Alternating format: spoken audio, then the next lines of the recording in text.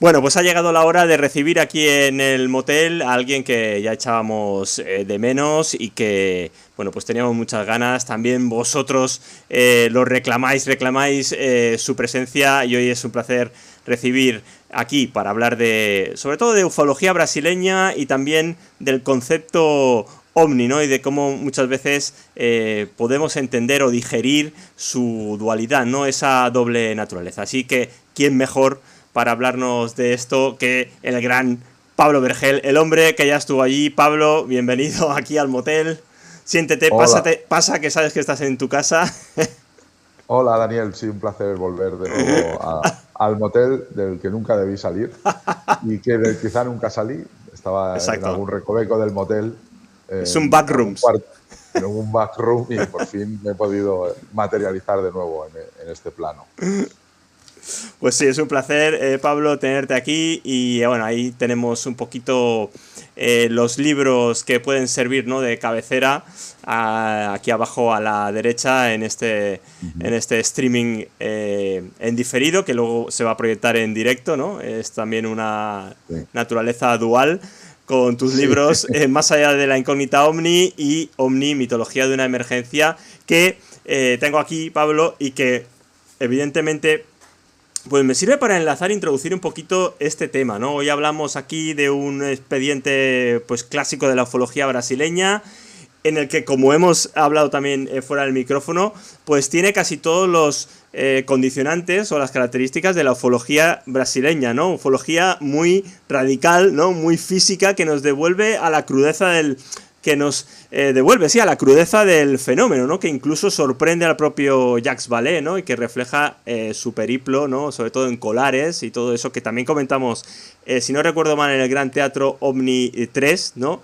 No son buena Ujú. gente, donde repasamos toda esa también visita e investigaciones de Jacques Vallée en la isla de Colares, ¿no? Y en Brasil con los famosos chupa chupa, ¿no? De nuevo aquí en 1986 en Brasil se produce un avistamiento masivo que recuerda también en gran parte al caso de Manises, ¿no? O incluso al del EVA 5, porque hay plots radar, hay eco radar, es decir, hay algo físico que se manifiesta, hasta 21 objetos que parecen de nuevo jugar, ¿no?, con los militares, con los caza, con los Mirage.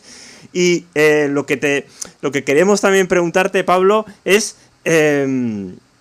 eh, la ufología brasileña es prácticamente pues muy endogámica, ¿no? En el sentido de que reúne unos condicionantes que nos hacen plantear, ¿no?, a los defensores de la hipótesis más paraufológica o psicosocial del fenómeno, pues que retrocedamos un poco, ¿no? Y nos, bueno, nos planteemos que también el fenómeno pues puede tener algo de físico, ¿no?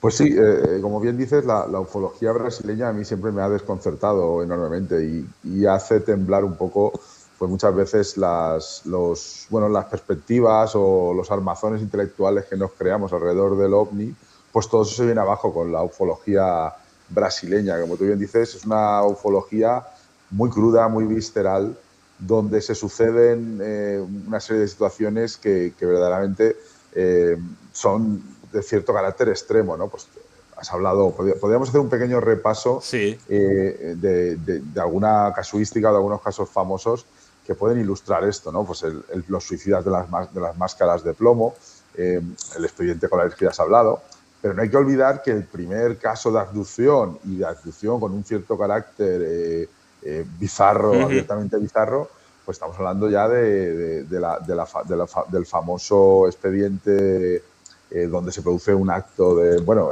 un encuentro sexual Sí, con, sí, sí. ¿cómo se llama el testigo? Ahora Vilas Boas. Vilas Boas, por supuesto, ¿no? Y estamos viendo que tiene un carácter muy, muy, muy palpitante, ¿no? Es una ufología donde, bueno, todos los conceptos que vamos a tener ufológicos saltan por los aires, ¿no? Por no hablar que luego espero que recuperes a nuestro querido Vilu. Hombre, Eh, hombre, hombre. Hombre. un, un capítulo aparte en la historia de la ufología brasileña y mundial. Y bueno, te he dicho, pues tenemos casos como el de Vilas Boas, pero luego el caso Barguiña, los chupa chupas. Sí. En el libro se recogen varios casos donde se producen manifestaciones muy truculentas del fenómeno. Y esto vale habla ya de... Al final también hay una... Como tú bien dices, sí que es verdad que parte de la perspectiva sociológica no parece calar o no parece poder explicar lo que puede haber detrás del fenómeno OVNI en Brasil. Pero al mismo tiempo, Vallée también le daba un poco la vuelta y decía que al final el fenómeno también acaba preñándose de la sociedad donde se manifiesta, y Brasil es una sociedad convulsa, Sí. violenta, con grandes desigualdades, con grandes conflictos sociales, ¿no? Y quizá a lo mejor, pues, a su cierta manera es un reflejo también de la sociedad brasileña, ¿no? Porque tú decías, por ejemplo, Pablo, y leo textualmente, en OVNI, mitología de una emergencia, tenemos por aquí la portada, cómprenlo si aún no lo tienen, junto a Félix Ruiz, ¿no? Este ensayo. Aquí decías, y cito textualmente, por ejemplo, en este capítulo, prácticamente ya en las conclusiones, ¿no? Donde hablas precisamente de esa perspectiva junguiana y hablas del caso Plantilla, ¿no? El caso Plantilla, ese que tiene que ser un suceso que se desmarca nítidamente de la ficción, ¿no? Pero me interesa sobre todo el párrafo inferior donde dice que de nuevo, la perspectiva junguiana de considerar los platillos volantes como un rumor, una forma de cognición social cuya veracidad no requiere ser confirmada de manera inequívoca para ser validada, pero sí debe permitir el beneficio de la duda. Los hechos que relata deben ser verosímiles bajo una óptica determinada. Es extremadamente significativo, aquí es donde quiero llegar, que la mayoría de casos emblemáticos ovnis sucedan en lugares remotos a horas intempestivas. Esto podría explicarse porque bajo esas condiciones suenan más plausibles que sucedan sin que nadie o casi nadie los advierta. ¿Qué hacemos entonces, ¿no? Con estos casos que son contemplados de forma masiva, ¿no? Son 21 objetos, una observación convulsa que implica además, que tiene implicaciones sobre a nivel civil, militar, hay múltiples testigos, por no hablar de Colares, por ejemplo, ¿no? Donde los chupachupas causaron estragos de forma, pues, evidente contra la población, ¿no? ¿Cómo encajamos esto, Pablo, en ese contexto ufológico, ¿no? De la ufología, del concepto OVNI? Bueno, sí, a mí me gustaría hacer dos puntualizaciones. Sí, lo de los casos Plantilla es una idea que, bueno, a ver, puede sonar así un poco pretenciosa, sí, pero realmente no tiene tampoco nada, no aporta nada revolucionario en el sentido psicosocial. Lo que al final, el caso Plantilla suele ser un caso o un incidente que acaba generando cierto eco mediático, se difunde y crea un marco de interpretación de situaciones. Yo te voy a poner un ejemplo para los oyentes y escuchantes, como diría nuestro querido Gabriel Gómez. Por ejemplo, yo me acuerdo mucho que es algo que Félix Ruiz y yo analizamos y que le dimos bastante importancia respecto al tema de las oleadas OVNI. Fueron la epidemia de pinchazos en discotecas, ¿vale? No sé si recuerdas hace 2 o 3 años. Sí. Bueno, pues ahí al final el caso Plantilla funciona así. De repente surge una noticia relevante que tiene cierto eco mediático y le proporciona a la gente un marco de interpretación de ciertas situaciones que hasta ahora probablemente habían pasado desapercibidas, ¿no? Pues, por ejemplo, en cualquier persona en una discoteca pues puede tener un pinchazo, un encontronazo, o alguien puede beber o puede tener un vaído y sentirse mal. Son situaciones que no deberían llamarnos tanto la atención, pero de repente se crea un pánico social porque la gente empieza a interpretarlo de una manera, ¿no? Esto es un poco lo que nosotros intentamos. Luego también lo que empezamos también a decir es que hay gente que empezará a hacer la broma de pinchar.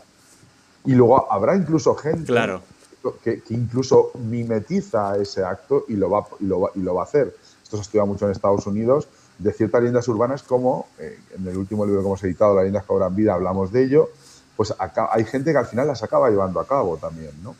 Entonces, al final, como que este marco acaba cobrando una vida propia, ¿no? Esto nosotros lo utilizamos para explicar las oleadas OVNI.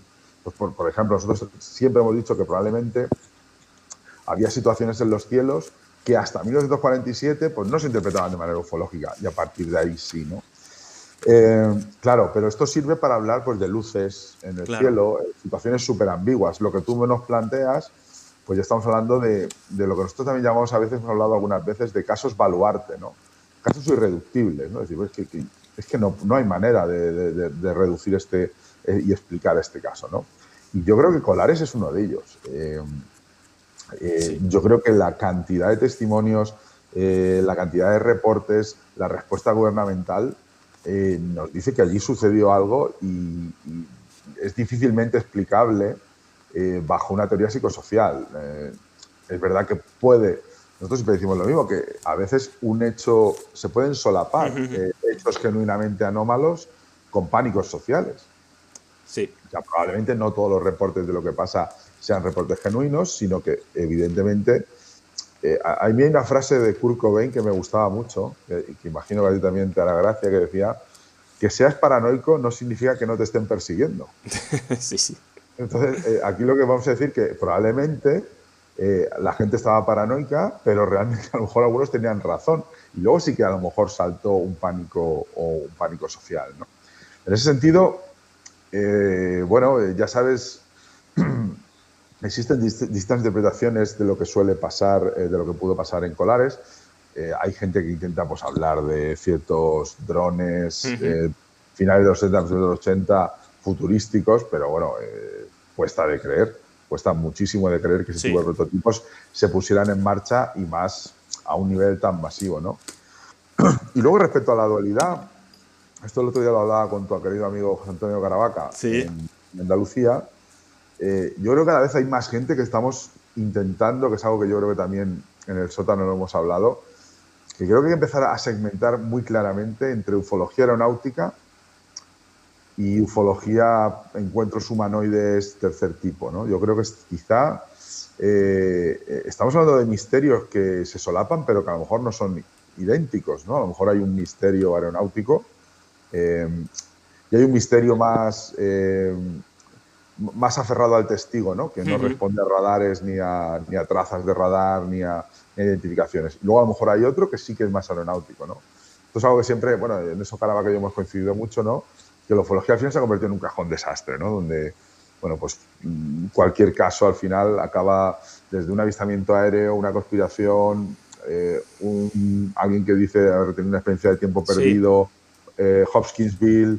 Bueno, al final hay una panoplia ahí de situaciones donde se ha metido todo y a lo mejor pues no es realmente el camino tampoco. Efectivamente, es difícil, ¿no? Dilucidar dónde empieza.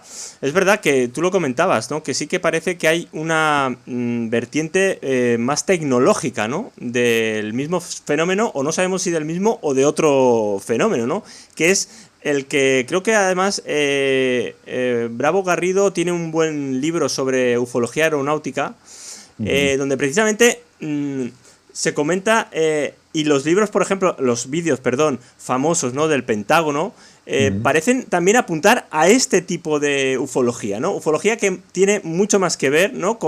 Para que los oyentes también, los espectadores nos entiendan, con el caso Manises, con todas estas persecuciones, ¿no? de luces por cámara. Yo tengo, por ejemplo, que te he mostrado aquí la revista de esta selección de Stendek, ¿no? Y sí están, aproximación científica a los ovnis, la revista Stendek que editaba, todos lo sabemos, el Centro de Estudios Interplanetarios. Y aquí, por ejemplo, a poco que uno busca casos, ¿no? Que se reflejan, pues puede encontrar muy parecidos a los que estamos hablando ahora mismo de los 21 ovnis de Brasil o el propio expediente Manises, aquí entre las páginas, ¿no? de esta publicación, donde se nos dice observación ovni efectuada desde un avión de línea en el trayecto Palma-Castellón, además Palma también Castellón, el día 25 del 2 de 1969.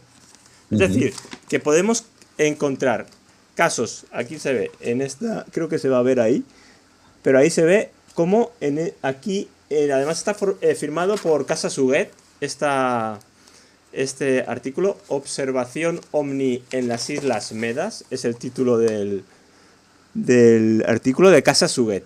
Bueno, a poco que uno lee, va a encontrar casos muy similares, ¿no? Y que nos remiten a un aspecto, como tú decías, Pablo, mucho más tecnológico del fenómeno, ¿no? No tan psicosocial, no tan paraufológico, sino que nos remite a algo, pues, como bien decimos, mucho más tecnológico, ¿no? Que deja rastros en un radar, que tiene una repercusión física en los testigos, etcétera, ¿no? Con lo cual, además en confrontaciones también aparece un caso, el del Doctor X, que también es muy significativo porque es un híbrido entre muchas cosas, ¿no? Es un híbrido también entre esa naturaleza dual, y donde se dan citas también muchas, como en Happy Camp, ¿no? Muchos también hechos que firmaría el propio John Keel en Point Pleasant, ¿no? Sí, sí. Hay mucha traza ahí parapsicológica, sí, ¿no? sí, En muchísima. estos casos. A mí me gusta reivindicar mucho la ufología aeronáutica porque al final creo que nos puede, bueno, tú que eres piloto lo Sí. sabes mejor que nadie, pues hay una serie de condicionantes en los tráficos aéreos que nos aportan mucha información. Como bien sabes, bueno, pues hay todo tipo de radares, de aparatos, pero están las cajas negras que registran todo. Y luego también se rompe un poquito esa falta de adiestramiento de algunos testigos a la hora de identificar ciertos fenómenos aéreos, ¿no? Que no todo el mundo sabemos, ¿no? Sin embargo, pues no lo veo un testimonio de alguien con 10.000 horas de vuelo que yo o cualquier otra persona, ¿no? Entonces, yo creo que tiene una cualidad especial, ¿no? La ufología aeronáutica.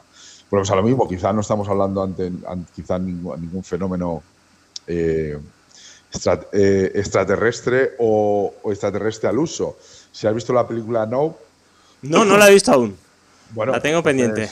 Apague, vámonos, porque ahí para mí es una de las, le dan una vuelta al fenómeno ovni muy curiosa.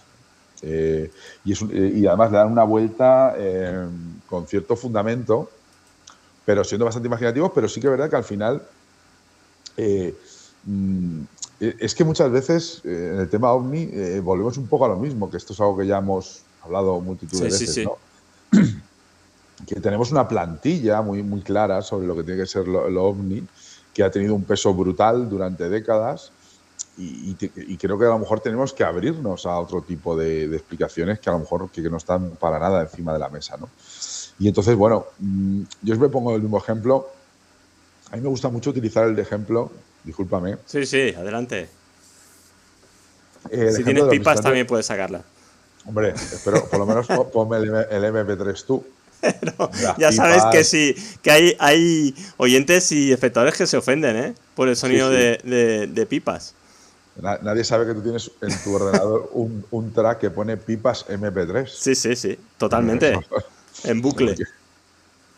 Entonces, si tú miras el caso de los visitantes de dormitorio, que es un fenómeno que podemos remontarnos casi a medievalmente, a mí me parece que es un vector fabuloso para entender cómo han ido variando las interpretaciones, ¿no?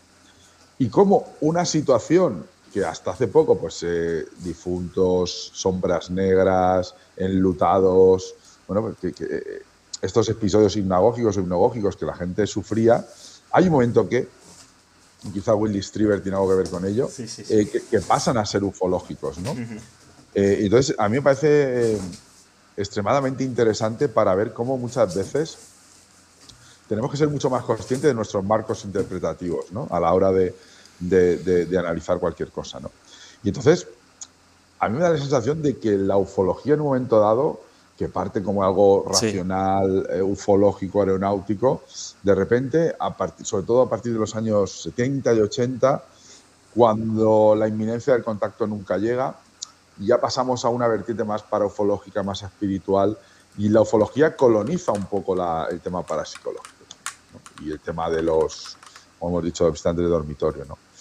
Y entonces, bueno, es interesante, pero al final sí que creo que tenemos que a lo mejor empezar a hablar de distintas facetas del fenómeno, ¿no? O de fenómenos que no tienen por qué estar conectados. ¿Tú eres partidario, Pablo, de fragmentar el fenómeno y dotarle de una entidad propia a cada, y de un origen, de una génesis propia e independiente?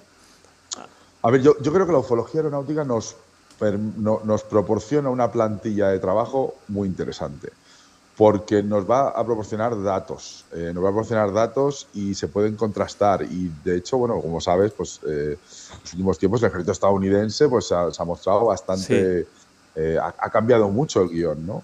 Entonces, yo creo que ahí hay una línea de trabajo muy interesante. Quizá no sea la más estimulante a nivel de, bueno, todos nos hemos criado, ¿no?, con los grandes relatos de episodios de abducción, de encuentros en la carretera, Aznalcóllar, bueno, pues distintos casos que son espectaculares, pero que muchas veces, a mí siempre esto es algo que desde que empecé un poco a estudiar el fenómeno Sí. OVNI, me daba la sensación de que tenía la sensación de estar asistiendo a sueños, ¿no?, a una componente onírica, Sí, ¿no? sí, sí. Sin embargo, la ufología aeronáutica yo creo que sí que nos puede proporcionar una plataforma de trabajo muy interesante y que realmente, bueno, como tú has dicho antes, ha habido trabajos interesantes como Rodrigo Bravo, pero ahora mismo el ejército estadounidense, pues ya el término, el neologismo WAP, el FAN y todo esto, que parece que se intenta desestigmatizar el estudio del OVNI. Sí. Yo no creo. A ver, lo que pasa es que mucha gente, ¿te acuerdas? El sector bajona, ¿no? Sí. Bueno, es que al final Con el parece libro ser ahora que, de Elizondo, ¿no? También, Imminent. sí, miren, nombre que va a envejecer regular, ya te advierto, que Sí. el nombre del libro va a envejecer como los de los mayas de 2012, Sí, sí, ¿sabes? sí. Un poco va a ser esa la...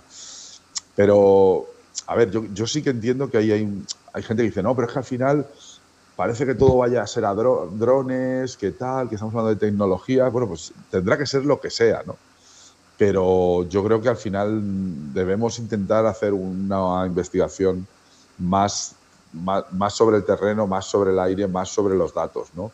Yo siempre lo veo, cuando un caso al final contamos solo, por muy fascinante que sea, podemos sacar 40.000 casos ovnis que nos han fascinado.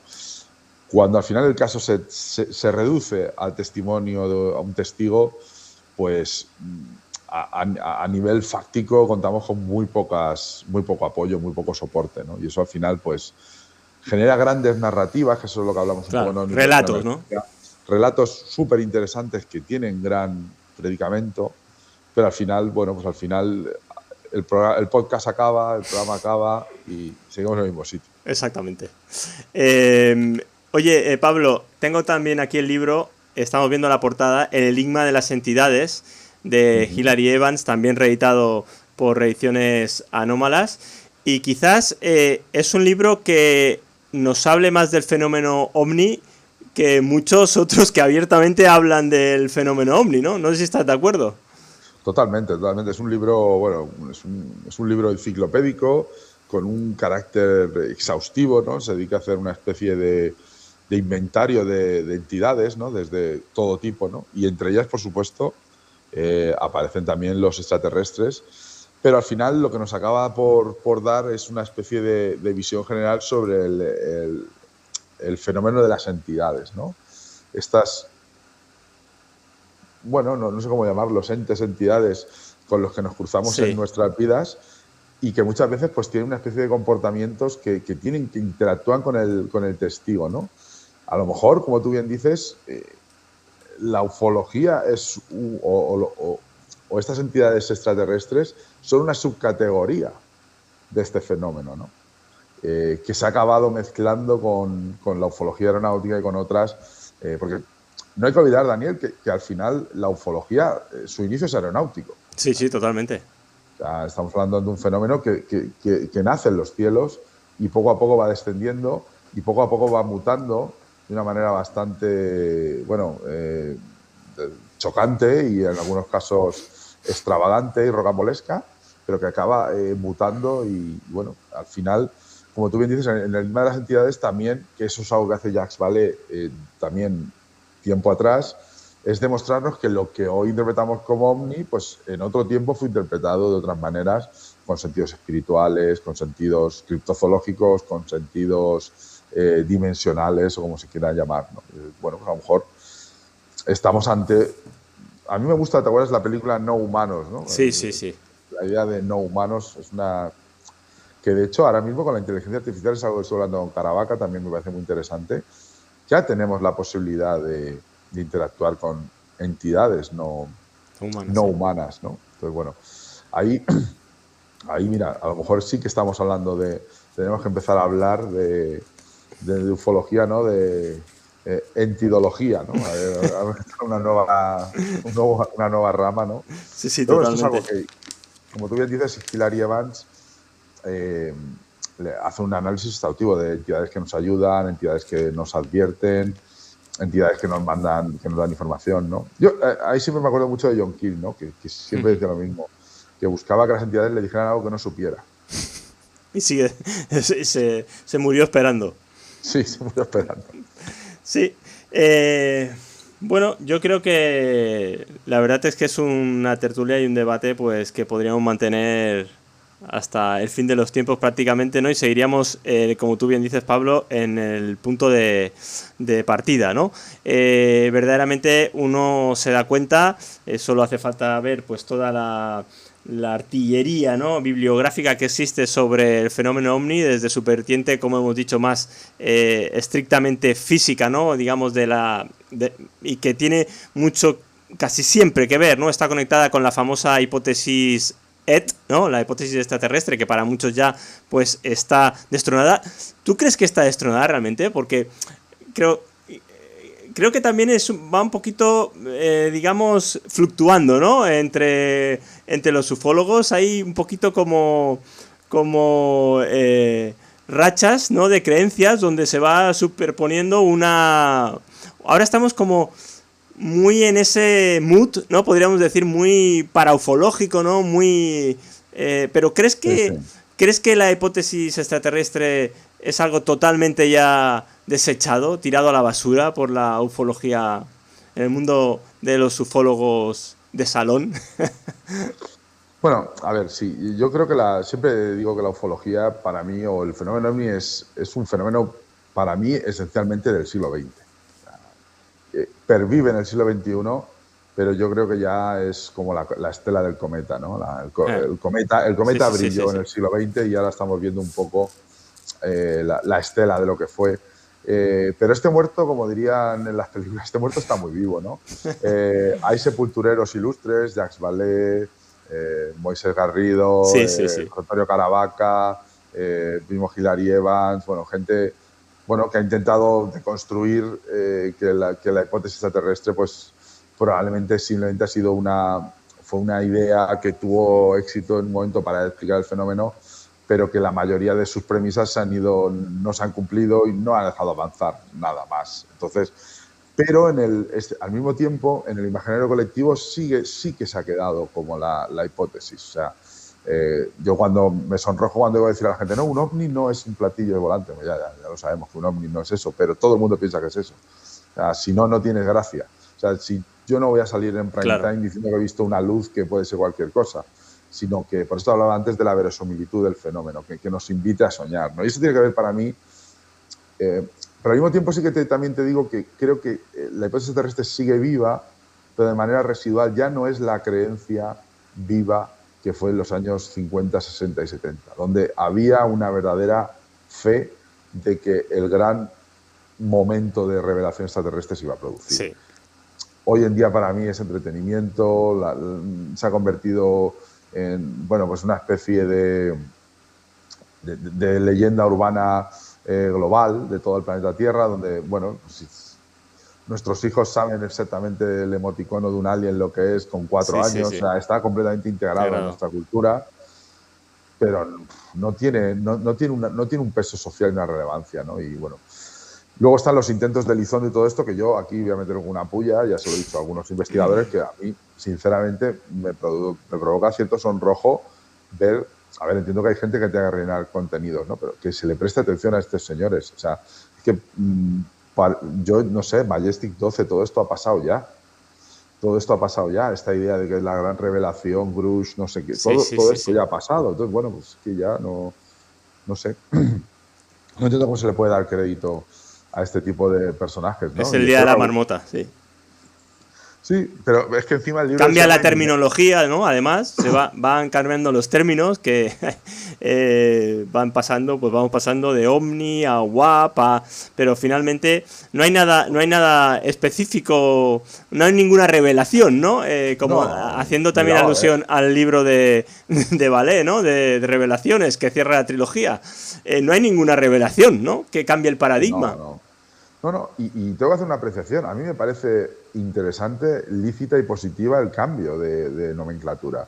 Porque OVNI me Sí, parece que es más apropiado hablar de FANI, fenómeno anómalo no identificado, que un objeto, porque ya estás asumiendo que es un objeto cuando puede ser otra cosa, ¿no? El cambio me parece interesante, me parece técnicamente apropiado, ¿no? Pero claro, tampoco, al final tampoco hemos, más allá de 3 vídeos, que la gente esperaba que esto iba a ser como que se van a abrir las compuertas del cielo y vamos a empezar a recibir toda la información. Claro que siempre estamos con la idea de que, bueno, nos la están ocultando, ¿no? Bueno, yo creo que aquí, esto Jacques Vallée también lo ha estudiado mucho, creo que hay unas agendas sí. gubernamentales y no son precisamente la de la desclasificación absoluta y del ocultamiento, sino que utilizan el fenómeno ovni como herramienta de desinformación de manera permanentemente. Y es una cosa muy socorrida, muy útil y, y ahí nos quedamos, ¿no? Pero Sí, sí. no veo un avance real del estudio del fenómeno. Sí, y no hay que olvidar, ¿no?, que toda esta vorágine de los ovnis del Pentágono, ¿no?, que se inaugura un poquito en las páginas del New York Times, detrás de todo esto, y solo hay que analizar también, digamos, la sopa primigenia, ¿no?, que se produce también ahí en el rancho Skinwalker, y todas las personalidades que entran en juego, evidentemente hay un telón muy evidente de intereses militares y de espionaje y contraespionaje y de todo ese mundo de prototipos, etcétera, más que evidente, ¿no? Es decir, que yo creo que todo ese interés también, ¿no?, en blanquear el fenómeno, en que nadie tenga, como hemos comentado, ¿no?, nadie tenga pavor o miedo, ¿no?, que ningún testigo Reparos. al ridículo, ¿no?, porque estamos ante algo reconocido oficialmente, pues evidentemente todo eso nos indica, para mí, Para ¿no? mí, Y sobre para mí, Sí, sí. para mí esa es la clave, Daniel. Yo tengo un poco la sospecha de que hace tiempo que se han dado cuenta de que hay cosas en los aires, la superioridad o la hegemonía tecnológica estadounidense ya no está garantizada. Está China, sobre todo, porque Rusia creo que Sí. no está al nivel que pueda competir, pero China quizá pueda competir. Entonces, desde hace tiempo, yo creo que los pilotos estadounidenses, las fuerzas aéreas estadounidenses, tienen la sospecha de que quizá van a haber algún tipo de dispositivo de aeronave extranjera, en este caso abiertamente sería China, y no es nada sospechoso, o sea, no es ninguna. No creo que sea casualidad que la mayoría de los avistamientos se produzcan en el Océano Pacífico. Exacto, eso te iba a decir, que esa es la ventana, ¿no? La ventana donde todo el mundo mira, ¿no? Allí en el Sí, Pacífico es de donde vienen, donde se produce, ¿no? Esa sí, ventana. y yo creo que no es casual. Entonces yo creo que ha llegado, como tú dices, quieren desestigmatizar el fenómeno OVNI porque no quieren que ningún piloto deje de reportar nada por miedo al ridículo. Y a lo mejor van a ver algún tipo de nave que a lo mejor, yo dije, ¿te crees que has visto un OVNI? No, pero es que has visto un prototipo en algún momento, no quizá ahora, pero dentro de 5 años, que pueda ser extranjero, ¿no? Entonces yo creo que es lo que han intentado hacer, ¿no? Además es que se ve claramente que han intentado que el OVNI pues no sea algo que sea motivo de mofa y ridículo. Entonces da esa sensación de que hay toda una orquestación para hacer que el... Pero claro, volvemos al sector bajona, es verdad que pues estamos hablando de temas muy militares, bueno, de carrera armamentística, que al final, bueno, yo también me he leído el libro que es muy recomendable, Área 51 de Annie Jacobsen, y bueno, al final ella tiene la certeza de que el fenómeno OVNI se usó para ocultar multitud de incidentes o de avistamientos que se producían de los primeros prototipos de aviones Sí. espía estadounidenses y cómo ese movimiento generó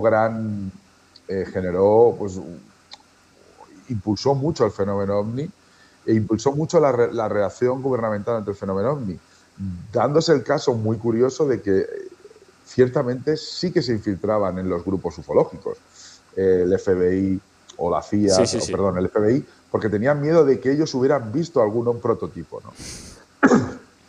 Entonces, bueno, hay una serie de acciones y reacciones muy interesantes, ¿no? Y al final, bueno, yo creo que entre esos juegos de marionetas, pues estamos algunos intentando bueno, pues ver qué hay entre bambalinas, ¿no? Pero no hay que olvidar que yo creo que bueno, como tú ya hiciste en el Soldado Sellado, la Sí. palabra teatro no es casual, ¿no? No, El exactamente. teatrillo no es casual. Oye, Pablo, además, reminiscencias, lo que estamos hablando también, ¿no? Lo que estabas hablando ahora de esas cortinas de humo, al mítico episodio de las luces de Fénix, ¿eh? Hombre. Donde también parece que se solapan ahí dos fenómenos. Totalmente, totalmente, ¿eh? Sí, sí, ese es el otro caso baluarte, aunque bueno, sí es verdad que yo a través de cuando hicimos el famoso programa del sótano, casi yo, bueno, era un caso que tenía como baluarte y luego pues al final se me quedó no tan potente, pero bueno, aún así sigo teniendo la teoría aquella del airship, ¿no? Que Sí, realmente se vio un airship, ¿no? Pero bueno, el tema de las luces sí que parecía que evidentemente sí que tiene una explicación más ufológica, más aeronáutica, quiero decir. Bueno, Pablo, para ir finalizando ya esta conexión, ¿no?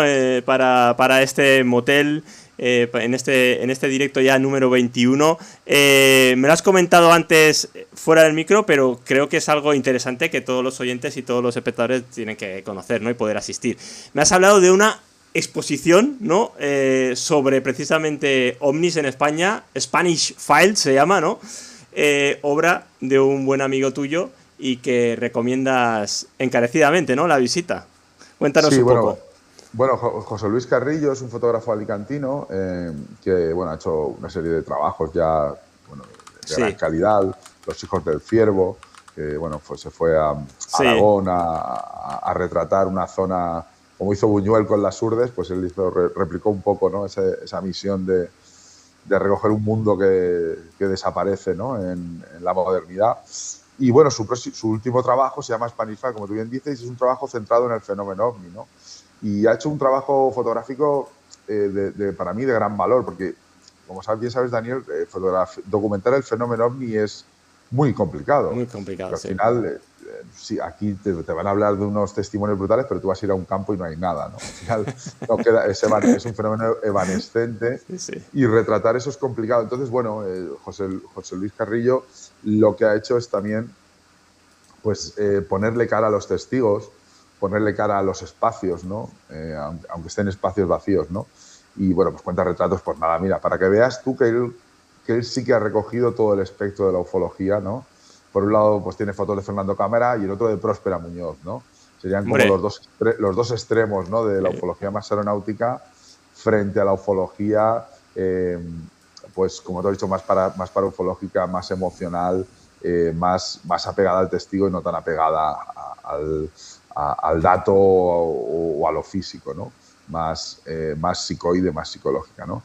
Y bueno, luego, aparte del trabajo, pues tiene una carga, como estás poniendo en tus fotos, de gran documentación. Ha hecho un trabajo de documentación recuperando pues, antiguos boletines, portadas de periódicos, reportajes, informes del Ejército del Aire, ¿no? Sí, sí. Y ha hecho un trabajo muy potente que va a quedar muy bien. Y ese trabajo se va a trasladar en un libro que será publicado por alguna editorial especializada en fotografía, aunque nosotros esperamos poder también distribuirlo. Y luego se va a inaugurar mañana en Almería, en el Centro Andaluz de Fotografía, va a haber una exposición, ¿no? Y bueno, pues cualquier persona que esté interesada en Andalucía, Almería o en los alrededores, pues podrá visitar la exposición fotográfica, que esperemos que luego tenga eco en otras partes de España, ¿no? Y luego más adelante, pues incluso un libro, ¿no? Y bueno, pues es un gran reto, ¿no? El intentar recoger y retratar lo que ha sido la ufología, ¿no? O qué ha sido, sobre todo, qué ha significado el ovni para la cultura, la sociedad española y los testigos, ¿no? Pues yo creo que es un trabajo muy interesante, la verdad. Bueno, pues animamos a todos los que puedan, ¿no? A acercarse a la exposición Spanish Files, que seguro que presenta un recorrido pues fascinante, ¿no? Además de a través, ¿no? Del ojo de la cámara de Carrillo, que siempre pues es signo y símbolo y señal de calidad, ¿no? Yo tuve la oportunidad de conocerlo, no sé si fue en el extinto 8,5, ¿puede ser? Bueno, puede ser. Podría ser, ¿no? Ahí hemos tenido algunos capítulos como... Creía que ibas a decir el Canalejas 10. También extinto. Sí. Lugares forteanos totalmente, ¿no? Sí. Con aquella tertulia que hicimos y la proyección de Manises y el concierto de Sí, el de concierto de FK Blandengue. F- FK Blandengue. sí, sí, sí, sí. Sí, Manises 79. sí, sí. Memorable. Y sí, sí, aquel debate enloquecido hasta horas de la noche tampoco estuvo nada mal. Tampoco estuvo nada mal. Bueno, Pablo, ha sido un placer tenerte aquí en el motel, un Sí, ratillo de sí, charla, muy agradecido y de espero poder tertulia. volver en directo otra noche. Claro, ya sabes que a ver si podemos hacer aquí un triangular, ¿no? O, con Alex Barragán de Terra Incógnita y con... Hombre, sí, eh, y a Dani podrás conseguirlo. eso ya... Eso, Está más jodido. sí, sí, sí. Eso, bueno, vamos a intentar hacer las gestiones, a ver si podemos hacer aquí un pleno. Bueno, Pablo, un placer Un placer. y nos vamos hablando. ¿Eh? Buenas noches. Muy Hasta luego. buenas noches. Hasta luego.